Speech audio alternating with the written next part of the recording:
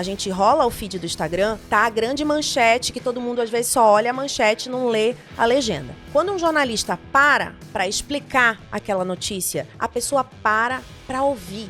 Porque, além da notícia, ele vai mostrar as camadas, ele vai ter análise crítica. Por dentro da notícia, existem tantas camadas que você não vê em casa. Cada vez mais, a gente precisa ensinar essa molecada que precisa ter olhar crítico. Nem tudo que a gente vê é exatamente aquilo que a gente vê.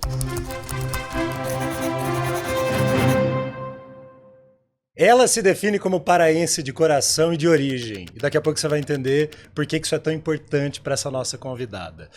Ela chegou na bancada de um dos principais jornais do país, estava lá em cima e, de repente, vivendo o sonho, viveu também o pesadelo. Parece coisa que acontece muito com a gente, né? Só que ela pegou esse limão e transformou numa baita limonada. Ela colocou uns temperinhos assim de posicionamento, de propósito. Hoje faz o maior sucesso. E não para por aí, não. É empreendedora, abriu um monte de negócio, vai te contar tudo aqui. E ela ainda faz questão de ensinar isso para outras pessoas. Com vocês, minha amiga, que eu não vejo há anos, mas é minha amiga, Márcia Dantas. Estou tão feliz. Eu também, me dá a mão aqui. Eu sou essa pessoa que gosta de pegar nas pessoas. Então encontrou o cara assim. certo. Obrigado. Obrigada eu. Quando eu soube do projeto, quando você me contou, eu falei, tem tudo a ver comigo. Tem mesmo. Tem muito a ver, muito. Que bom Márcia, que a gente está aqui. Eu me lembro, quem nos apresentou foi o Tom. Que Nossa, já esteve amigo. sentado aí, onde você está. Tom, meu irmão, jornalista e empreendedor também. E é muito louco voltar no passado, e eu gostaria de começar com isso, porque eu era correspondente pela Record. Isso. E você era uma repórter da Record. De Belém. De Belém. E eu assistia a Record todos os dias, obviamente. E aí eu comecei a ver aquela Márcia Dantas.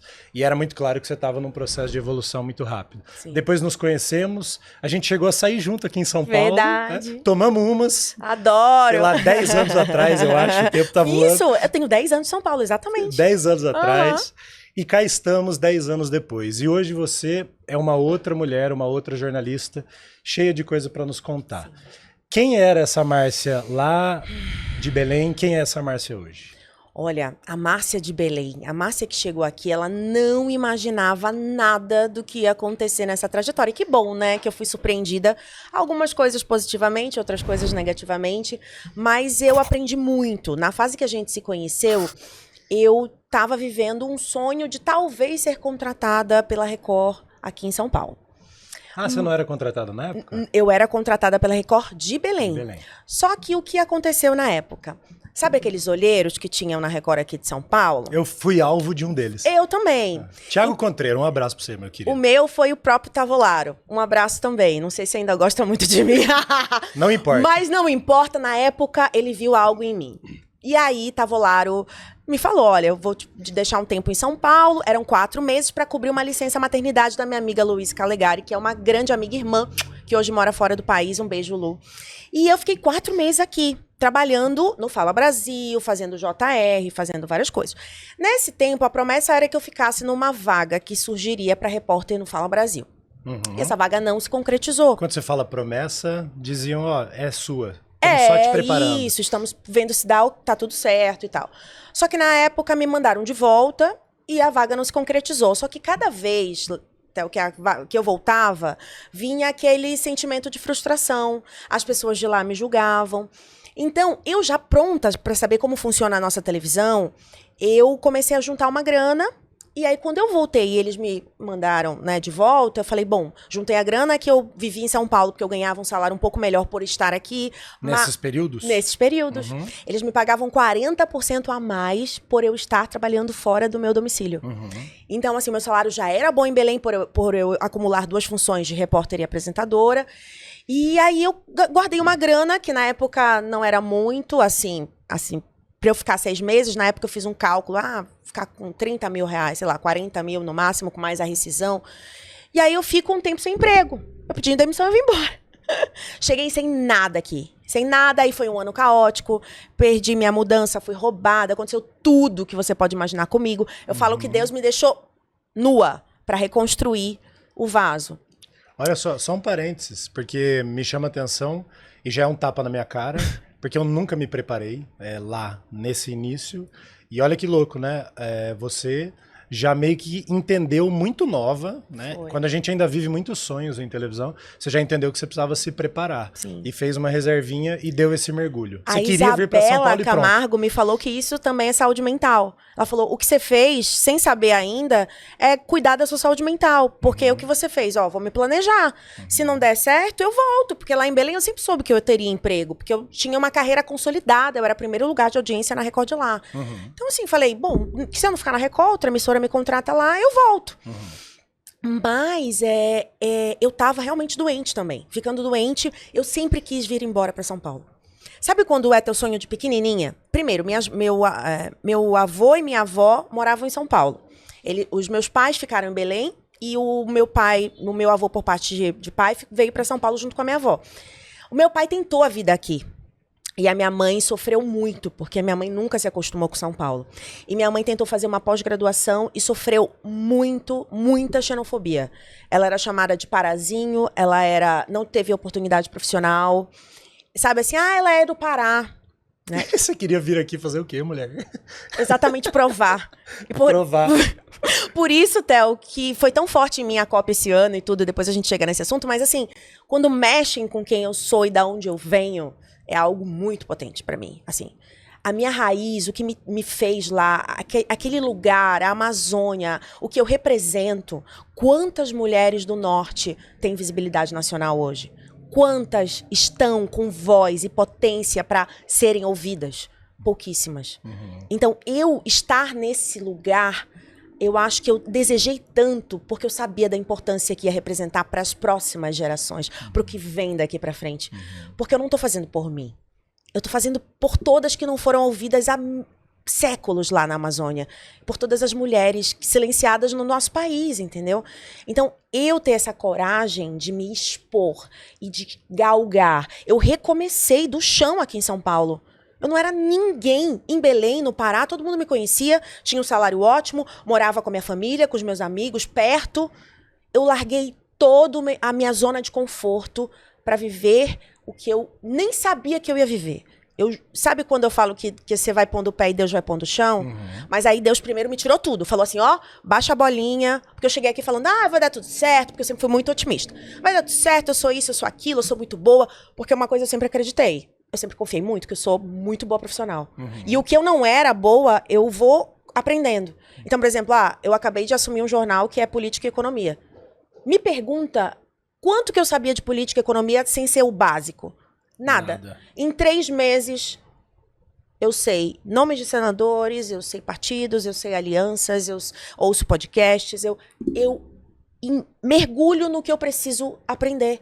Em 3 meses, o meu chefe me chamou e falou assim, a gente é 2º lugar hoje, a gente só perde pra Globo News, na Jovem Pan. Que legal, parabéns. Obrigada. A notícia é recente? É recente, parabéns, sensacional. Somos 2º lugar, a gente aumentou em 3 vezes a audiência do meu horário. Pô, que legal. E assim, é uma coisa que eu me orgulho muito, porque eu não sabia. E eu adoro o desafio. E meu chefe virou pra mim, no começo ele falou, você não tem repertório de política, a gente não quer isso ainda. Você vai ganhar repertório e a gente vai dar o tempo que você precisar pra isso. Faça o que você sabe por enquanto. Falei, pode deixar. 3 meses depois ele me chamou e falou assim, não preciso nem te dizer, né? Você tá voando.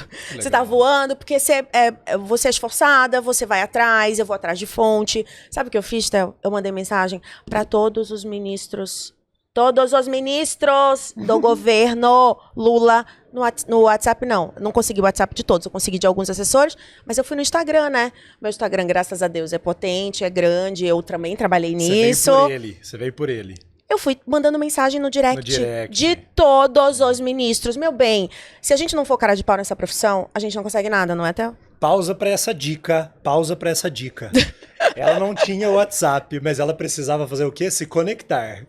Então ela usou o que ela tinha. O que ela tinha? Ela tinha um Instagram consolidado e pumba, deu certo. Exato. Alguns ministros começaram a me seguir de volta. Então, Volney já me segue, Padilha já me segue. Alguns não responderam, alguns responderam pela assessoria.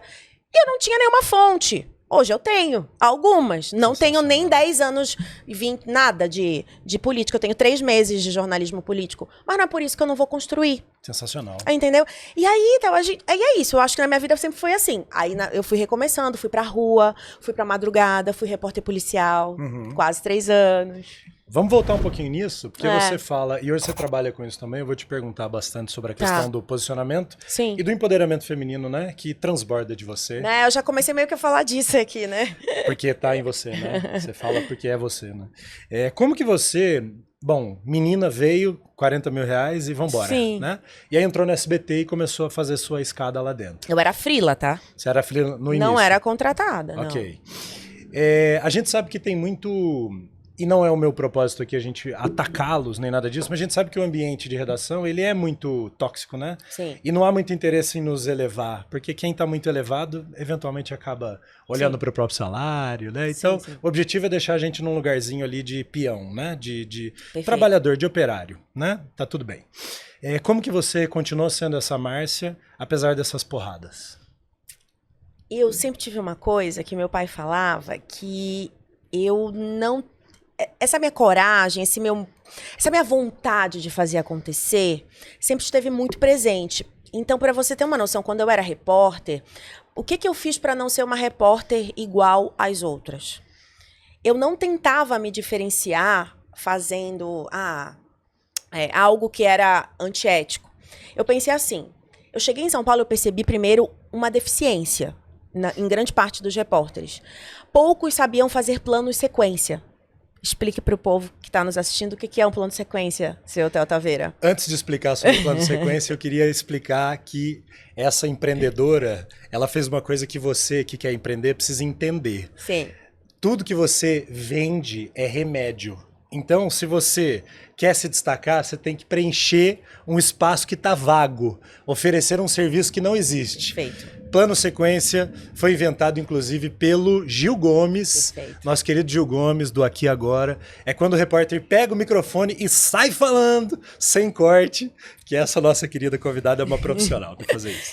Eu percebi essa deficiência porque, quando foram me contratar, eles fizeram um teste, falaram assim, Márcia, ninguém conseguiu fazer vivo de mais de 5 minutos sem parar de falar.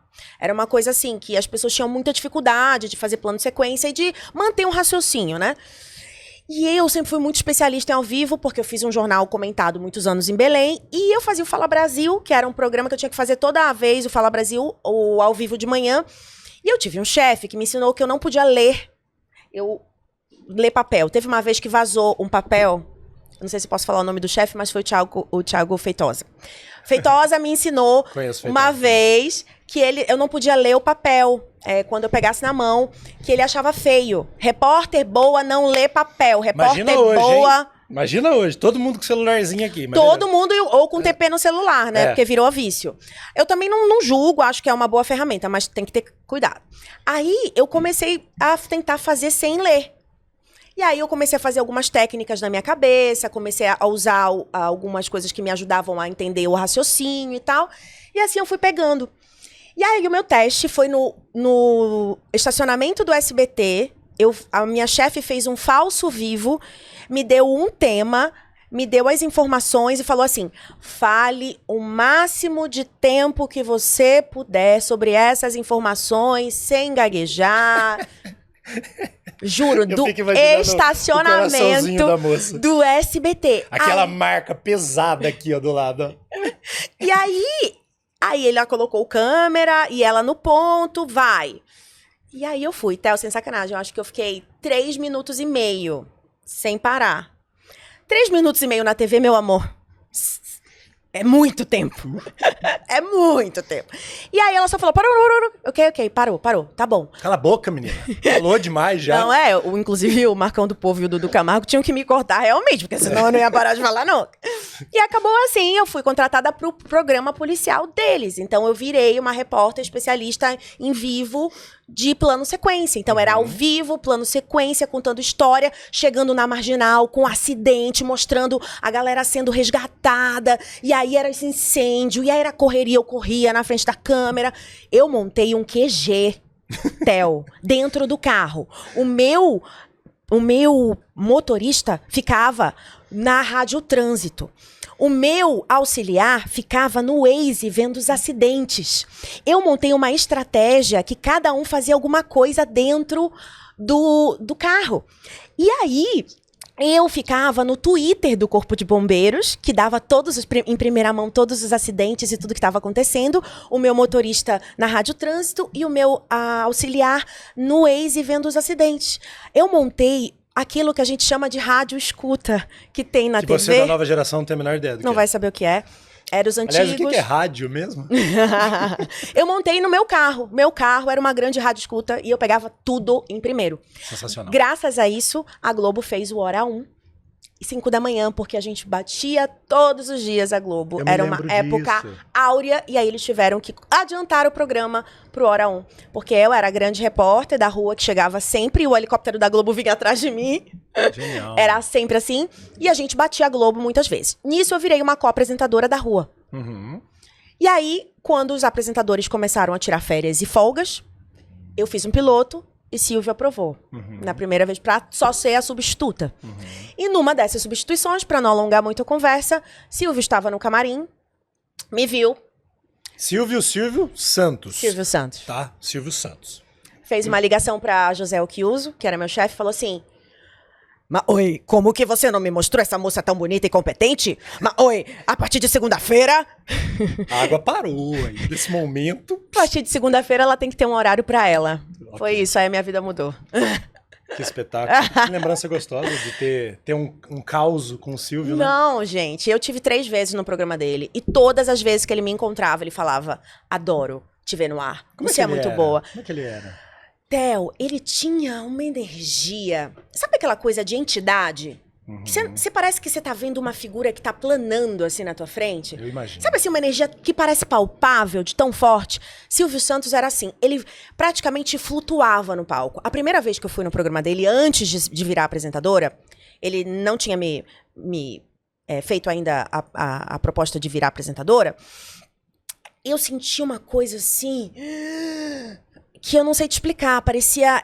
mexe com a memória afetiva, você ouvia aquela musiquinha, o lararará, que é a música dos domingos, da família. E aí me veio aquilo, eu falei, não acredito que eu tô realizando esse sonho. Tô vendo teu olho brilhar. Foi muito forte. E esse homem mudou minha vida, né? Assim, não tenho como dizer, assim. Você sabe que nos últimos anos tinham tentado já me tirar do jornal. E eu soube que ele falava: não mexe com ela, deixa a menina. Eu gosto muito dela. Eu gosto muito do jeito que ela dá as notícias, é leve. Ele falava que a câmera precisa gostar de você. Ele falava assim: a gente te olha na TV e gosta de você. E é isso que a TV precisa. De gente que tenha carisma. Ele gostava de ver gente leve no ar. O jornalismo do SBT nunca foi um jornalismo pesado. Por isso que eu sempre trouxe a minha leveza, a minha brincadeira, o meu jeito, por mais que as notícias estivessem sendo ruins e pesadas. Eu acho que o SBT me moldou para ser a jornalista que eu sou hoje, porque ele me permitiu ser eu mesma no vídeo. Eu nunca imaginei que eu pudesse ser eu mesma, porque enquanto eu estava na Record, eu ainda me moldava muito para um jornalismo que eles queriam. E no SBT eu me libertei. Sabe assim? Eu consegui ser a Márcia que mostra as dificuldades, a Márcia que chora, a Márcia que contou no ar que sofreu um assédio ao vivo, a Márcia que se indigna, a Márcia que... Então essa Márcia que cresceu também na internet foi a Márcia que o SBT conseguiu mostrar. Esse é um ponto que eu queria puxar, Márcia, porque eu sei que um dos grandes desafios dos nossos colegas, sejam eles de vídeo, sejam, né, de bastidores, de outras formas de comunicação jornalística, eles têm muita dificuldade em entender como que eles vão transitar, como que eles vão ser gostados, porque eu sou querido na TV, como que eu faço para ser querido nas redes? E eu que trabalho com estratégia de marketing, eu sei que você também, como que você fez isso? Como é que você ficou tão forte na internet? Eu comecei Você sabe como foi? Você sabe qual foi o ponto de virada? Eu tive alguns pontos de virada, e um deles foi na pandemia. A pandemia ajudou muito a gente, porque deixou a gente mais conectado do que nunca, né? A gente... eu cresci com a empresa também. Então, porque assim, a gente percebeu que a internet era uma potência que ainda estava começando. Quem tinha dúvida precisou agarrar. Exato. E aí eu comecei a estudar marketing digital durante a pandemia. Pra não endoidar, tá? Por quê? Pra não endoidar. Qual foi a estratégia, Márcia? Não ficar louca. Não, ficar doida. É porque eu sempre fiz isso na minha vida. Quando eu penso que eu vou endoidar, eu estudo, eu faço alguma coisa, entendeu? Mas o que aconteceu? Na pandemia, exatamente, foi quando o Silvio me colocou no SBT Brasil. Mais uma pausa. Raquel Sherazade ainda estava no SBT Brasil e estava acabando de cumprir o contrato. E eu só trabalhava dia de sexta e de sábado, porque eu só substituía a Raquel, sexta e sábado. De segunda a quinta, o que eu ficava fazendo na minha casa? Eles falaram, não, você não precisa vir, a gente não quer que você faça matéria, a gente só quer que você apresente o SBT Brasil, porque o Silvio só quer isso. Coisa boa, ficou bom pra você esse negócio. Mas aí. Ficou bom, Theo, pra uma pessoa como eu, que ama trabalhar, que com ama essa energia, com essa né? energia. Aí o que eu fiz? Fui estudar marketing digital e propus pro SBT para que a gente investisse nas redes primeiro que a gente investisse primeiro nas redes do SBT. Você tá brincando que foi uma coisa Juro. que veio de você? Aí eu falei assim, vamos fazer todo dia como era o nome? Era um boletim. Uhum. Um boletim informativo nos stories e nas redes sociais do SBT. Então, todo dia eu propus gravar um boletim com as principais notícias do dia para o SBT. Então, eu fazia da minha casa mesmo, me arrumava, fazia no formato story e ia contando as notícias nos stories do SBT. Quem é das antigas do meu Instagram sabe. Repostava no meu e comecei a ver que isso funcionou. Bombou, a galera começou a gostar. Começou a gostar. Aí eu falei assim, por quê? Você lembra quantos seguidores você tinha na época? Lembro, uns 300 mil. Ok, já era grande, mas hoje é enorme, né? Mas já era grande. Eu já era grande porque também, o que eu comecei a fazer logo que eu entrei no SBT? Comecei a postar bastidores das minhas... Eu vou dizer que eram aventuras, tá, Theo? Porque eu vivi muitas aventuras na rua. Eu realmente... Eu acredito. Eu corria atrás de bombeiro, a polícia me empurrava. Eu era essa repórter destemida. Eu vi várias vezes, inclusive. Exato. E aí, o que eu fazia? Eu comecei a filmar esses bastidores que ninguém fazia antes. Ninguém fazia. E aí eu filmava e postava nos stories e postava também nas redes sociais. Eu caí uma vez, rasguei a calça, aí eu postei minha foto no feed com a calça rasgada. E todo mundo achava o máximo. Então eu comecei a crescer antes, já na reportagem, com essas aventuras. Eles querem ver a gente se lascar. Exato. Na verdade é isso. A internet quer te ver real. A internet não quer te ver fingindo. E tá cada vez pior os blogueiros e todo mundo que quer mostrar uma vida real. Isso as pessoas não suportam mais porque elas percebem, Theo, entendeu? Então eu acho que eu sempre fui muito real, até na internet, e eu fui também cancelada algumas vezes. Várias vezes, umas 3 ou 4. Atenção pra essa dica, importante pro crescimento. E eu sempre falei, cancelamento, meu amor, não é ruim. Se você souber virar o jogo com estratégia, todas as vezes que eu fui cancelada, eu dobrei o número de seguidor. Eu ganhei 100, 200 mil seguidores. Juro. Mas cancelamento por quais motivos? Primeiro cancelamento da minha vida foi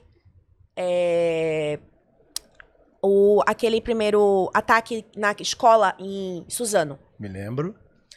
Eu fui cancelada porque eu fui a primeira repórter a chegar ao vivo. Eu não tinha informação de nada e eu entrei ao vivo tentando falar com as pessoas. E uma dessas pessoas era a mãe de um dos meninos que morreu. E ela gritou no meu microfone, eu não quero falar! Se tivesse vídeo e quiser colocar, pode pôr. Tem a gente lá dentro fazendo? O helicóptero Águia já desceu? Tem mais um. Eu não quero falar! Eu não quero falar! E aí, todo mundo falou que eu era repórter sensacionalista. Ok. Pediram minha cabeça, que Silvio tinha que demitir, quem era aquela repórter maluca, despreparada. Sendo que eu cheguei ali sem saber nenhuma informação e eu estava muito no papel de mãe porque eu estava muito mal com aquela situação também. Meu filho também tinha a idade daqueles meninos na época ali que podia estar ali. Então eu estava muito desestruturada para fazer o ao vivo e eu fui obrigada a entrar ao vivo porque o nosso jornal ia acabar. Eles estenderam só para eu entrar ao vivo com a notícia que era urgente. Foi cancelado, mas... Fui cancelada. Seguiu no SBT e bola pra frente. Exato. E aí eu fui cancelada e toda vez que eu era cancelada, eu ia nos stories e mostrava a minha vulnerabilidade. Falava, gente, aconteceu isso, isso e isso. Eu espero que vocês entendam. Eu fui a primeira repórter a chegar, chorando, e mostrei. Aconteceu isso. Então, todas as vezes dos cancelamentos, eu me mostrei vulnerável a aprender com aquela situação e que a internet me acolhesse. Então, todo mundo que chegava, às vezes, no perfil pelo cancelamento, ia ver o conteúdo, ia ver quem eu era, ia ver o story, falava, ué, mas ela é diferente. Uhum. Nossa, mas eu acredito no que ela falou. Ah, mas estão cancelando falando isso. Mas e se ela não for assim? Vou ficar aqui um pouquinho pra ver se eu gosto. E foi assim que eu fui crescendo. Que coisa interessante. Então, prestem atenção que o cancelamento, às vezes, se você tiver estratégia, dependendo do que for, é claro, e você conseguir mostrar o seu lado com verdade, as pessoas compram, entendeu? Se você realmente tiver verdade no que você diz. E aí eu fui crescendo. E você perdeu o medo? Você perdeu o medo de exagerar? Você perdeu o medo de, às vezes, fazer uma coisa, isso aqui, de repente, vai dar merda, mas eu vou fazer mesmo assim. Ou não? Porque você se revigorou após cancelamentos. Olha, o medo, eu sempre uso uma frase que eu gosto muito, que eu fiz teatro há muitos anos, e o meu diretor falava assim, o medo, ele não pode estar nem na sua frente, porque ele te impede de fazer coisas que você queira, e não pode estar atrás, porque ele também te deixa no perigo, né? Você pode ter uma surpresa. Uma surpresa e você se joga sem medo. Uhum. O medo tem que estar aqui, ó, do teu lado. Você olha pra ele, ele olha pra você, você conhece quem ele é, e você caminha com o medo. Então, na minha vida, eu sempre caminhei com o medo. Se você me perguntar se eu não tive medo de fazer esse jornal que eu faço hoje, eu tive. Mas eu sempre soube que tem algo aqui que não sabe tudo, mas aprende e que aprende rápido. Eu sempre aprendi muito rápido. E aí eu vou com esse medo me guiando junto comigo. Então o medo permanece aqui, Theo. Eu posso ser cancelada amanhã por algo que eu fiz ou falei, ou eu posso me expor por algo que não foi algo legal, mas eu tenho a humildade suficiente de repensar o que eu fiz e, se for algo errado, pedir perdão e me retratar. Errei, aconteceu isso e aquilo, assim como se eu não estiver errada, eu vou firme no meu propósito. Então o medo, ele é um guia pra gente. Ele não pode nunca sair do nosso lado. Márcia, vendo você falar, fica muito claro que você, além de ser uma pessoa muito dinâmica, você sempre foi um profissional que estava observando oportunidades, se adaptando. Então você fez uma redação de rádio escuta dentro do carro e assim você foi crescendo. Isso é uma característica muito nata de um empreendedor, né? De uma empreendedora nesse caso. E hoje você consegue equilibrar esses pratos todos. Como que você fez essa transição? O nosso projeto se chama Última Pauta, porque é aquela coisa de você fazer aquela última pauta antes de fazer uma virada de chave na sua vida. Mas você continua fazendo pautas. Então você fez a sua última pauta, mas você segue fazendo.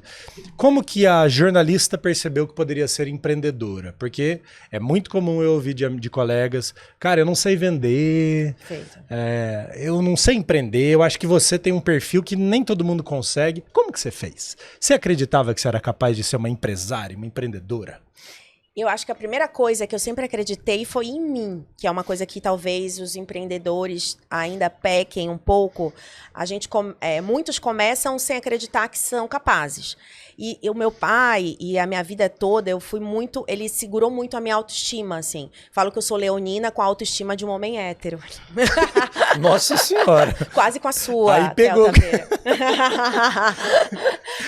As pessoas brincam comigo porque não é comum uma mulher ter uma autoestima. E quando a mulher tem autoestima muito alta, é porque ela se acha, né? Porque ela tá...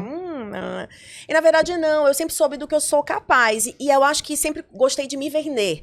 Como foi que eu fiz a primeira vez a apresentação? Gostou de se vender? Me vender. Legal. Como pessoa profissional. Como que você se vendia? A primeira vez que eu me vendi no SBT, por exemplo, eu cheguei na sala da Silene e falei assim, Silene, eu era uma repórter freela. Se você precisar de mim, eu não preciso folgar no final de semana. Tem o SBT da madrugada, que é o SBT Notícias. Se você precisar de alguém, eu posso apresentar a madrugada inteira. Aí ela me olhou e falou assim, mas você é só freela, só repórter e tal. Eu falei, não, eu fui 5 anos apresentadora da Record e eu era primeiro lugar da audiência na minha cidade. Se você quiser testar, receba essa. Eu tô aqui. Aí ela falou, tá bom. Final de semana seguinte, ela me ligou e falou, pode fazer.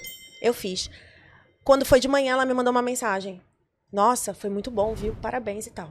Que legal. Depois ela falou assim, olha, eu não posso te prometer apresentar o SBT Brasil, porque tem a Anarice Nicolau, a Sherazade, a Karen Bravo, Nossa, era um baita elenco, né? E assim, tinham 4 mulheres na minha frente. Na minha frente, né? Falou assim, eu não posso te prometer apresentar o SBT Brasil um dia, porque tem muita gente na sua frente. Mas você é muito boa e capaz pra isso. Você provou e tal. Falei, obrigada. E aí foi assim que eu comecei no primeiro impacto, e aí depois o Silvio me viu e falou que me queria no SBT Brasil. Mas o que eu queria dizer sobre isso, empreendedores, é que você precisa primeiro acreditar em você, no que você é capaz. E a construção da autoestima, ela é diária. Porque o mundo sempre vai tentar te colocar para baixo. Sempre vai ter alguém, inclusive da sua família, para dizer assim, você tem certeza que você vai abrir esse negocinho? Ah, mas isso não é um bico? Ah, isso aí não vai dar certo. Você vai colocar dinheiro, e se você perder dinheiro? Ah, mas não sei o quê. E é o seu nome. E se você quebrar? E se não sei o quê? Sempre vai ter alguém para duvidar. E aí, o começo é muito difícil. Vai ter muito perrengue. O meu portal tem 8 meses. Você acha que eu não tenho um monte de perrengue? Um monte de perrengue. Até com gente... Vixe, enfim, depois eu te conto essas partes. Mas é muito perrengue. Se você não sustentar o perrengue do começo, você não vai viver a glória do depois. Entendeu? Então, assim como eu passei o perrengue no começo da minha profissão, para empreender, é um leão por dia. É um leão por dia. E aí você precisa ter estômago para entender que é uma fase e você vai ter que construir aquilo. Então, assim, esse estômago processo... a gente aprende a ter, né? Exato, não tem apanha como. A carreira inteira. Não tem como você não se preparar, assim. O que eu fui fazendo? Na pandemia, o primeiro negócio que eu abri foi um curso online. Então, eu gravei o meu curso todo na sala da minha casa com meu amigo cinegrafista que fazia os ao vivos, o Ivan Flávio. Um beijo. Que é o telejornalismo prático? Isso, telejornalismo prático. Foi o primeiro curso que eu lancei e eu tinha uma demanda muito grande depois que eu comecei a postar conteúdo de jornalismo, de todo dia alguém me pedir um curso no direct. E aí os mentores de marketing falavam, ó, o primeiro sinal de que você precisa lançar alguma coisa é quando as pessoas te pedem para isso. E aí me pediam todo dia. Eu falei, preciso fazer. Explica mais isso. É o seguinte, na internet, você começa a virar referência em algo quando a tua audiência vem te pedir conselhos. Primeiro eu comecei a dar mentoria, assim, online, de graça mesmo. Eu dava conselho, Márcia, eu sou uma repórter aqui do interior de São Paulo. Eu preciso da sua ajuda. Eu acho que o meu off não tá tão bom nesse ponto e ponto e ponto. Se eu te mandar uma matéria, você avalia pra mim? Que legal. Começou assim. E aí eu comecei a perceber que as pessoas me viam como uma referência naquilo. Márcia, você cresceu muito assim, você virou apresentadora. Márcia? Colegas. Jornalistas. Que estão começando. A maior parte que está começando. Legal. Mas muita gente também que já tinha bastante tempo. E aí, primeiro, eu fui julgada dentro da redação, tá? A jornalista blogueira, a jornalista que quer ser influencer. Depois, a jornalista que tá fazendo o que eu gostaria de fazer, mas não tenho coragem. Exato. Depois, vários me pediram dicas de como eu fiz. E vários me copiaram. Mas ok, eu gosto, né, disso. E aí, o que aconteceu foi isso. Eu comecei a ser referência, me pediram dicas por direct. E aí, quando eu comecei a estudar o marketing digital, me falaram assim, esse é o primeiro ponto para saber que você tem que lançar algo. Estudei, busquei uma empresa que eu vi que era referência de uma outra pessoa em outro setor. A mulher vendia curso para marketing digital e ficou milionária na pandemia. Eu vi quem fazia o marketing dela, fui lá me oferecer nos stories, no direct. Sou um produtão, hein? Gente, eu sempre fui assim, eu fui lá procurar, nada veio só pra mim. Claro que tem muita coisa que vem, tá? Depois que você começa a fazer depois muita que você coisa, se movimenta. vem. Exato, mas eu sempre me movimentei. Aí eu fui lá e falei, oi, tudo bem? Eu tenho esse projeto, blá, blá, blá, blá. E eles me lançaram. Então, eu gravei meu curso todo em casa com meu amigo, coloquei uma editora do SBT para fazer também a edição do curso, ela editou todo o curso para mim. E aí, com o dinheiro da primeira turma, eu paguei eles, porque eu não tinha dinheiro em caixa. E foi assim. Aí eu fiz a segunda turma, quase tive um burnout. Foi. Caraca. Porque assim, quase a segunda turma... Pensa, você ter que corrigir 60 alunos. Eu fazia uma mentoria muito específica para cada um. Então, me cobrava muito, Theo. Então, na segunda turma, eu quase tive um burnout. E aí, eu falei que eu não ia fazer a terceira turma. E eu decidi deixar o telejornalismo prático como um produto que fica lá perpétuo. Para quem não sabe o que é perpétuo, é um produto que se vende sem você precisar ficar fazendo lançamentos. Porque existem vários tipos de lançamento no digital, né? Eu fiz 2 lançamentos grandes, que a gente investiu em marketing também, como pago, né? O tráfego pago, a gente investiu em tráfego pago. E na terceira eu não consegui porque tive quase um burnout. E a gente decidiu deixar o perpétuo. E aí eu vou fazendo às vezes promoções, eu deixo lá. Mas quem tiver interesse tá lá na minha bio. Hoje o curso é super barato pro que ele representa. Eu tenho 5 módulos de tudo. Tem narração, tem edição. Eu ensino até a fazer maquiagem. Eu ensino a segurar no microfone. Eu ensino o básico do básico. Porque tem do tradicional, que é, por exemplo, eu vi lá que tem reportagem ao vivo, por exemplo. Até marketing digital para jornalistas. Tem até um módulo que uma amiga minha do judiciário fez de palavras e termos jurídicos para jornalistas. Que legal. É muito legal. Enfim, e aí eu Um monte de coisa que a faculdade não ensina, como não a própria ensina. Márcia coloca lá. Exato. É isso. E aí você foi entendendo e foi fazendo, né? E aí eu fui fazendo. Nem precisa de tradução, né, Márcia? Porque, assim, tá muito claro que você abraçava tudo que você via que era oportunidade, que eu acho que é a primeira grande característica de um jornalista. Mas aí tem também aquilo que é nosso, né? E que é só nosso. E que a gente fala muito também na última pauta. Então nós somos pessoas com uma capacidade muito grande de improviso, de comunicação, especialmente os de vídeo, de rádio e tudo mais. A gente sabe lidar com pressão. Márcia acabou de contar aqui como é que foi o teste dela, como é que ela se jogava nas oportunidades. Então são características que nos preparam para um mercado que precisa de gente com essas potências, né? Como é que você enxerga o jornalista, de modo geral, pelas porradas que a gente leva, pelos desafios que a gente tem, pelas soft skills que a gente adquire? Como que você enxerga o jornalista como um profissional importante num mercado lá fora, digamos assim? Eu acho que a demissão, para mim, por exemplo, foi algo muito poderoso que abriu um portal, quando eu saí do SBT, abriu um portal que eu não imaginei que existia. Porque quando a gente está dentro de uma emissora, eu fiquei quase 9 anos no SBT. A minha vida inteira aqui em São Paulo praticamente foi lá. Você fica numa redoma.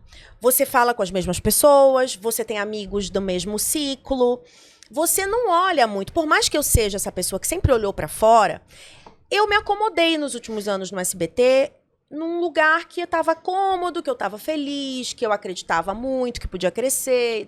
Segura pra caramba, Segura. Né? Apresentando SBT Brasil. Exato. Então, assim, e que bom que também esse momento aconteceu, porque senão, gente, é isso, a gente não tem saúde mental para viver muitas mudanças de muito tempo rápido, né? Mas quando veio a demissão, eu abri a possibilidade de falar, caramba, eu já fiz tanta coisa, eu já empreendi. Antes mesmo de sair do SBT, eu já tive tantas ideias, né? Olha quanta coisa eu tenho, né? E por que que eu tava com isso adormecido? Será que isso não pode ser colocado agora em prática como jornalista, né? É pra vida, né? Pro mercado, pro mundo. Só parênteses, porque é impressionante como essa porrada, ela... Eu acho que muitos jornalistas de televisão já viveram isso. Eu vivi na saída da Record, de correspondente a desempregado, umas paradas que a gente fica assim meio sem entender. Mas como são momentos importantes, né, Márcia? Eu acho que a dor, ela é um portal. A dor, quando você engata nela e se aprofunda e tira o que ela pode te trazer de melhor, ela te leva para um lugar precioso. Que lugar foi esse, no seu caso? Eu vou te contar. Eu passei quase 2 meses dentro de casa, chorando, em luto. Eu vivi meu luto. Quando eu entendi o meu propósito de novo, que o meu propósito não estava dentro do SBT, que o meu propósito não estava em empresa nenhuma, que o meu propósito estava em mim, no que eu sou e no que eu quero deixar para o mundo, eu sempre soube disso, mas quando a gente leva uma porrada, a gente esquece um pouquinho. Aí sabe quando você fica um momento assim... Aí eu vivi o luto... Rapaz, vai dar tudo certo aí, calma. Faria Lima, gente. Faria Limers. Aí vivi o Faria luto. Limers, tá certo, é Faria Limers. Eu campinoide aqui, cheguei falando Faria Limers, e a Elaine falou assim, Faria Limers, filho. Desculpa aí, Faria Limers. Faria Limers. Aí, gente, o que aconteceu foi que eu vivi esse luto, e aí esse propósito ressurgiu. Como foi que esse propósito ressurgiu? Eu recebi uma mensagem de uma moça que eu nunca vi na vida. Ela, se assistir esse episódio, vai saber. Ela me mandou uma denúncia de uma comunidade de São Bernardo do Campo que acabava de sofrer uma operação da Guarda Civil que teve uma implosão perto dos terrenos das casas e as casas implodiram junto com o terreno. E as pessoas ficaram desesperadas, fazendo vídeos das casas destruídas, assim. E aí ela me mandou esse vídeo e falou, Márcia, pelo amor de Deus, acabou de acontecer, me ajuda. E aí, aquilo em mim, sabe quando vem aquela coisa de novo do jornalismo? Que estava apagada nesses meses, eu falei, meu Deus, o que eu posso fazer por ela? Aí eu fiquei pensando, posso mandar para o SBT, para algum contato meu? Posso mandar para a Record, para algum contato meu? Quase que um vício. Deixa eu dar para alguma emissora. Eu falei, e se eu postar? não der pra ninguém esse E negócio. se o furo for meu? Porque, na verdade, não tô em lugar nenhum. Maravilhoso. Eu sou eu. Aí eu liguei pra uma amiga minha que é designer, que trabalha comigo, a Gabi, que entra em todos os projetos comigo. Ela é meu braço direito há muitos anos, inclusive no telejornalismo prático, ela começou comigo. E aí eu falei, amiga, é o seguinte, eu preciso agora de uma arte pra publicar nas minhas redes sociais essa denúncia que começou agora, exclusiva, não sei o que, ela, me dá 10 minutos, calma. Ela fez uma arte, eu postei do jeito que deu, depois a gente melhorou. E aí aquilo me fez lembrar. Algumas pessoas já tinham começado a fazer isso nos seus próprios Instagrams, né? E aí foi quando eu falei, não, eu acho que tem que ser um pouco esse caminho autônomo até surgirem as oportunidades que eu quero, ou eu vou seguir autônoma. Você tinha quantos seguidores nessa época? Aí eu já tinha Já tava bastante. grandão, mais de milhão 1 milhão já, e né? 700 já. Inclusive, eu perdi um pouco, eu tenho 1 milhão e 600 hoje, por conta das últimas mudanças desse ano eu perdi um pouco, porque o público vai se adaptando. Normal. Normal. Super normal. É. E eu acho até bom, tá? Acho até bom, porque a gente vai deixando a audiência mais qualificada. Quem não concorda vai saindo, Isso. Entendeu? Não acho ruim não perder seguidor. Só uma coisa que me chama a atenção, interessante, né? Como a gente fica golpeado, uma mulher com esse talento, com essa história, 1 milhão e tralalá de seguidores, sai é demitida e fica por um tempo sem se lembrar que você tem quase 2 milhões de seguidores. Você é um veículo muito mais assistido do que muitos veículos por aí. É só um parênteses, porque é para mostrar como a gente às vezes fica assim, ó. Como a gente fica assim na carreira e como a gente precisa às vezes fazer assim, né? E eu acho que tá tudo bem também você ter momentos assim na vida. Claro, eles precisam acontecer. Porque a gente, assim, é isso, a gente precisa se acolher, a gente precisa lembrar o que a gente é. E se não for profundo na dor, eu tinha também, o meu diretor falava isso, mastiga a crise. Mastiga a crise, tira o melhor dela. Que legal. E eu mastiguei a crise. E aí foi quando começou a surgir a ideia do portal. Porque aí você postou e deu certo. E eu comecei a dar certo. Só que aí eu pensei assim, talvez isso atrapalhe um pouco o meu engajamento no meu perfil grande. Aí eu falei, vamos fazer um perfil? Aí eu comecei a fazer um perfil por fora, porque eu achei que o engajamento tava meio que ruim. E aí, conversando com algumas pessoas, eu falei assim, mas tá bom, eu não quero ser igual a alguns que estão por aí, e que só postam notícia, ou que postam fofoca. Eu não quero ser igual.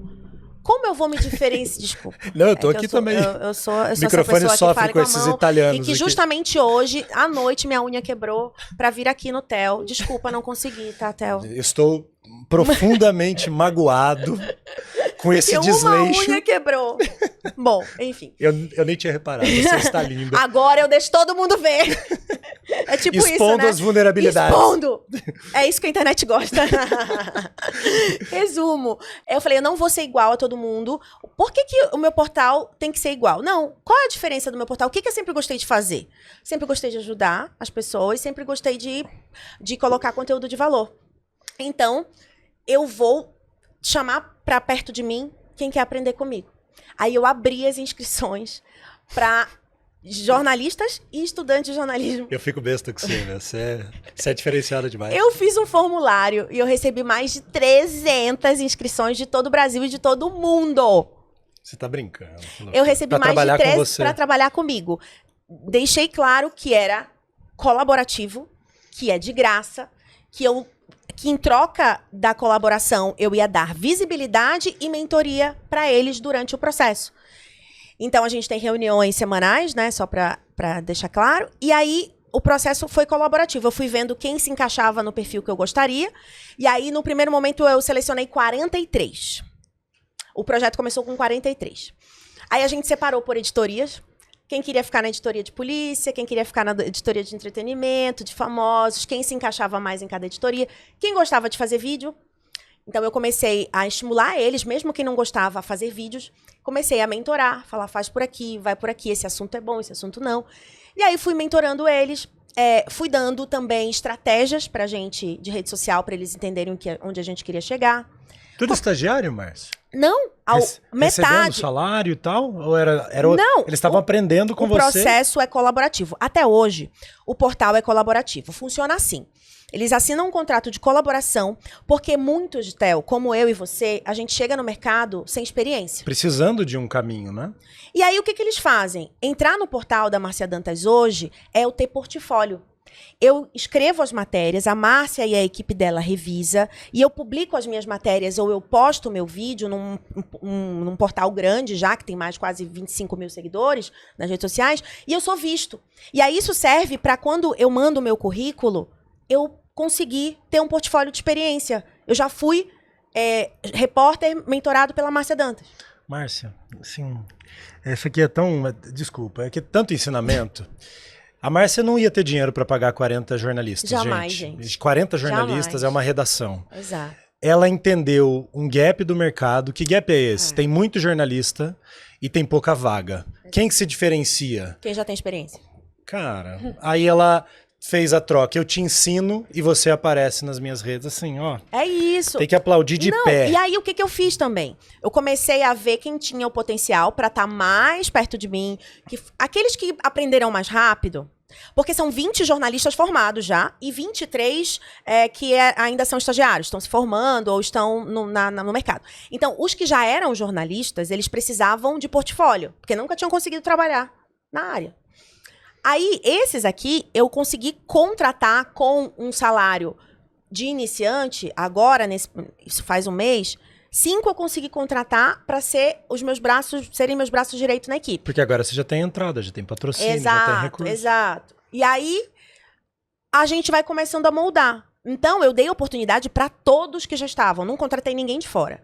E aí, eu falo para todos eles, olha, gente, quem tá aqui comigo, quem não desistiu, porque vamos lá, muitos desistiram, tá? Nesse processo. Muita gente saiu. Então, hoje eu tenho 20, 25... Mas aí foi ótimo, porque agora eu tô só com quem quer, sabe? Quem quer realmente estar comigo. E aí eu vou contratando aos poucos aqueles que vão se destacando. E agora a gente tem um projeto, aí vem a Jovem Pan. A Jovem Pan vem, me faz uma proposta. Tô percebendo aqui. Vem. Por que eu falo que tudo é propósito? Quando a Jovem Pan me chamou, eu já tinha muito claro na minha cabeça que o meu portal eu jamais deixaria de lado. O meu projeto eu jamais deixaria de lado. Pelos estudantes, por mim, por tudo. E aí, quando a Jovem Pan me chama e fala, Márcia, a gente quer você num produto assim, assado, babá, babá. Falei, ok. Mas eu só vou se eu levar junto esse projeto, o portal MD News, comigo. Aí a Jovem Pan falou, tá, mas como seria?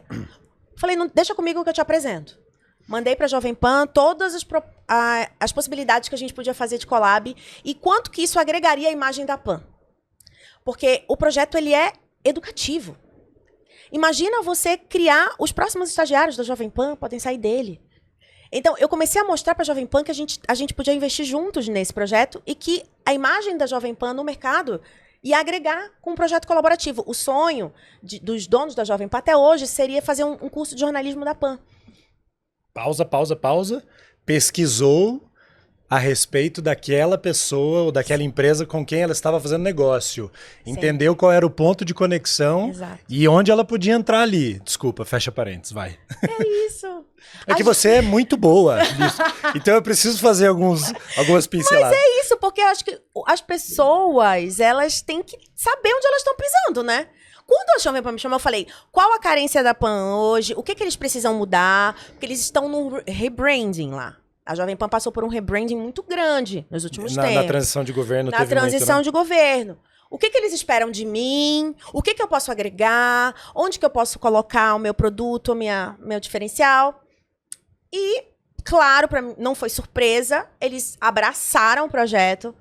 E hoje os meus correspondentes, os meus meninos, eles entram ao vivo no meu jornal. Ah, que espetáculo. Eu mostro o portal na tela do meu jornal. Um portal colaborativo e tal, babá. E aí o projeto de collab com o perfil da Jovem Pan, a gente está fazendo uma reformulação do site da Pan. E o portal MD vai estar dentro do site da Pan a partir do ano que vem. Então, isso aqui é ainda não tinha contado para ninguém, mas a gente está com esse projeto, que eu já tive as reuniões e tudo. Então, o projeto do portal vai estar dentro da Pan. E a ideia, podemos fazer uma pílula com isso para soltar aí, em collab com você? Exato, pode ser? Pode. Então é hoje, vou fazer hoje essa. E sabe que maravilhoso? Eu quero que todo esse conhecimento que a gente leve de forma gratuita. A minha ideia não é cobrar A gente quer fazer uma coisa grande, colaborativa, para que todos os jornalistas e todos os profissionais de comunicação tenham um lugar com conteúdo gratuito. Então, cursos de IA, cursos de inteligência artificial, né, de marketing digital, tudo de graça. E eu falo que ano que vem vai ser o ano que eu vou colocar esse projeto todo em prática. Então, eu vou colocar essa grande plataforma de jornalismo gratuita para o Brasil todo. E eu tô deixando aqui isso marcado porque é uma forma de eu ter gravado. A palavra tem poder. E a palavra é minha. E eu vou conseguir. E aí eu lembro que meu marido falou, mas por que você quer que seja maior? Eu falei, desculpa, amor, mas eu não consigo pensar sem ser diferente. Se eu não pensar que vai ser a maior, eu nem faço. Nossa, tô encantado. Que Theo, projeto maravilhoso. me ajuda junto. Vamos junto? Bora fazer isso eu aí, já ó. quero, Minha cabeça junto. tava aqui, Vamos. assim, ó. Se você quiser, inclusive o Theo já tá. Amanhã eu vou levar ele lá na PAN comigo. Já tá tudo aqui. Nada é por acaso, Theo, tá vendo? Essa mulher tem uma energia que transborda, assim. Ela toma conta do Bora. estúdio e deixa Bora. todo mundo assim. Márcia, eu tô encantado, porque assim, você tá trazendo uma aula de tantas coisas que a gente fala no projeto, cara. Você entendeu o seu poder enquanto jornalista, entendeu os seus diferenciais e entendeu onde que o mercado precisa deles. Assim, são tantos exemplos aqui que eu tô besta. Parabéns, cara. Eu queria te perguntar, assim, você acha que qual é o nosso calo hoje do mercado? Do jornalista? Isso. Você falou como uma de- pessoa que conseguiu, né, furar essa bolha aí. Eu acho que tem um aspecto importante ainda, que é uma transição que eu entendo que o jornalismo ainda está vivendo, que os meninos e meninas, eles ainda têm, muitos deles, um sonho de trabalhar nesses veículos, e eles ainda não chegaram no ponto de, entre o SBT, a Band, a Globo e o MD News, eu vou pro MD News. Só que isso está acontecendo, essa transição. Então, acho que muitos jovens já poderiam estar aqui olhando para cá. Sim. E ainda estão olhando para cá, porque faz sentido para o mercado, faz sentido para as televisões, que eles continuem atraindo esses jovens talentos. Olha quem chega aí. Valeu. Atraindo esses jovens talentos para pagar pouco, né? E, enfim, viver um pouco dessa ilusão. Então eu acho que esse é o maior gap que a gente vive hoje, porque eu acho que essa molecada já tem que entrar com uma cabeça diferente. Mas a gente poderia falar disso uma meia hora. Só queria dizer, seja bem-vindo, Joel. Seja bem-vindo. Meu querido. Obrigado por estar aqui. Fica à vontade, estamos acabando. Já tá acabando. Joel, toma um café. Joel da Atena tá aqui para ser entrevistado aqui também. Márcia, cara, parabéns. Obrigada, Theo. Parabéns, eu tô encantado. Você é uma aula de empreendedorismo. Parabéns pelo que você está fazendo. Eu queria perguntar também, porque eu acho que isso é uma coisa que a gente não pode não falar. Você está formando essa molecada, que é da nova geração, e eles já estão vindo entendendo um jornalismo diferente, hein? Porque é um jornalismo em que se posicionar é permitido e, mais do que isso, incentivado. Porque é isso que a internet espera de nós. Exato. A internet não quer mais o jornalista frio. A internet quer o jornalista que se envolve e que diz o que ele... Essa é a informação, beleza. Informação verdadeira, óbvio. E essa é a minha visão. Então, você está formando essa geração. Como é que você está fazendo isso? O que você ensina para essa molecada sobre posicionamento? Eu acho que o diferencial hoje é ter análise crítica, ter camadas. Porque assim, a gente rola o feed do Instagram, tá ali a notícia, tá a foto, tá o vídeo, tá a grande manchete, que todo mundo às vezes só olha a manchete e não lê a legenda. Quando um jornalista para explicar aquela notícia, seja num vídeo, seja num story, a pessoa para ouvir. Porque, além da notícia, ele vai mostrar as camadas, ele vai ter análise crítica. Porque por dentro da notícia existem tantas camadas que você não vê em casa. E se você ficar só no raso, você não entende. Então, eu acho que cada vez mais a gente precisa ensinar essa molecada que precisa ter olhar crítico. Nem tudo que a gente vê é exatamente aquilo que a gente vê. Às vezes eu pego uma matéria lá no portal com um título tal, porque esse título é para chamar atenção, porque é para isso, para aquilo. Eu falo, epa, vamos lá. Porque às vezes eles têm aquele título que a gente chama de que é caça-clique, né? Que a pessoa clica lá para pensar que é alguma coisa e na verdade você olha para dentro da matéria é outra. Eu falei, que é um absurdo, inclusive. Eu falei, aqui no meu portal a gente não tem isso, tá? Isso é horrível. Horrível. Falei sobre isso ontem, inclusive. Então, eu falei assim, vamos... Isso aqui não. A gente quer, sim, títulos fortes, mas a gente quer informação. E aí, a gente vai explicar na legenda, ou a gente vai explicar num vídeo, a gente vai explicar na matéria. Mas a gente não vai fazer isso com... Então, assim, eu ponho os critérios. Dentro do Portal MD, a gente tem um manual com as nossas diretrizes, que foi criado não só por mim. Os próprios estudantes e as pessoas que estão trabalhando colocam tópicos lá a partir do momento que a gente tem uma crise, rola alguma matéria, rolou alguma situação que a gente viu e aprendeu, a gente já vai lá no manual e já escreve, olha, a partir de agora os nossos subtítulos precisam ser assim, assim, a partir de agora a foto a gente precisa dar o crédito da reprodução da foto, porque assim, no processo, Theo, eu fui aprendendo o que era preciso. Eu fui me seguindo por outros portais e fui entendendo como funcionava, o que eu queria no meu, o que eu não queria no meu. Então a gente foi alinhando, e aí eu precisei fazer esse manual para a pessoa que está chegando já ter acesso do que eu gosto, do que eu não gosto. Hoje eles estão muito mais autônomos. O começo foi muito difícil, eu tinha que estar todo dia ali. Hoje, os profissionais que trabalham comigo já sabem o que eu gosto, já sabem a matéria que eu vou derrubar. Eles já sabem. Eles só me perguntam coisas muito específicas que eles sabem que eu posso não gostar. Então, a análise crítica é o diferencial hoje pra gente preparar essa molecada. Porque, assim, a maior parte hoje não tem análise crítica. A maior parte hoje vai na notícia rasa. A maior parte hoje só quer bombar e viralizar. Então, assim, se você não preparar esse povo... Eu acho que o jornalismo pode ficar cada vez mais aquele jornalismo que é de massa, que é para só enganar, inclusive, as pessoas. Porque quando eu preparo esse jovem para ver a camada, ele vê uma notícia assim e fala, eu vou desconfiar. Eu recebi isso aqui no WhatsApp. Não. Então, a gente precisa criar esse desconfiômetro nessa galera. Senão eles vão acreditar em tudo que eles estão vendo. E, cara, em ano eleitoral, meu amigo, não dá. E aí... Eu questiono um jornalismo, inclusive, que recebe também para fazer propaganda política. Eu vi seu conteúdo... Você postou antes de ontem, né? Eu vi. Foi antes de ontem? Foi semana passada. Semana passada? Ok. Assim, eu acho que isso é complicado, complexo, e a gente precisa, de alguma forma, olhar com carinho para isso, sabe? O jeito de se fazer a coisa pode ser outro, que pode funcionar também. Perfeito. Uau. Márcia, ó, cara, vida corrida. Sim. Eu queria te agradecer demais por estar aqui. Eu amei. Você deu uma verdadeira aula hoje. Você vai até acelerar o processo de corte de pílulas, porque tem tanta coisa aqui. Eu fiquei muito feliz. E eu tô muito encantado de ver essa Márcia 10 anos depois. Uma mulher que já era forte e que hoje, assim, uau! Você transbordou esse estúdio de energia. Eu fiquei muito feliz. Obrigado, Theo, viu? Assim, conta comigo. Eu acho que o nosso propósito está muito alinhado. Você está convidado para participar do projeto. Obrigado. Quando você quiser. Obrigado. Conta comigo para todos os seus projetos. Amanhã temos um café, né? Marcado. Temos um café e o Theo vai estar também, já vou fazer a propaganda aqui. Por favor, quem não segue o Portal MD News, @Portal MD News. E temos um canal agora no YouTube com o podcast do Portal, que é o Márcia Dantas Cast. Então você vai lá e o Theo vai ser um dos entrevistados do podcast. Você já vai lá e se inscreve no canal também. Esse convite tem que fazer aí na rede social, viu, Brubs? Pra gente jogar amanhã em tempo ainda. Boa! Ó, segue a gente, né? Se você ainda não segue, a gente também tem rede social, @UltimaPauta. A gente tem projetos que estão nascendo desse grande propósito de preparar o jornalista para uma nova comunicação.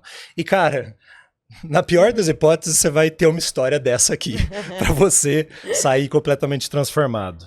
@UltimaPauta. Muito obrigado, já compartilha esse conteúdo aí, conta para todos os seus amigos jornalistas o que a gente está fazendo, porque, assim, maravilhoso, né? Coisa boa. Obrigado. Beijo, obrigada. Beijo, a gente se vê. Tchau. Marcinha, valeu. Valeu.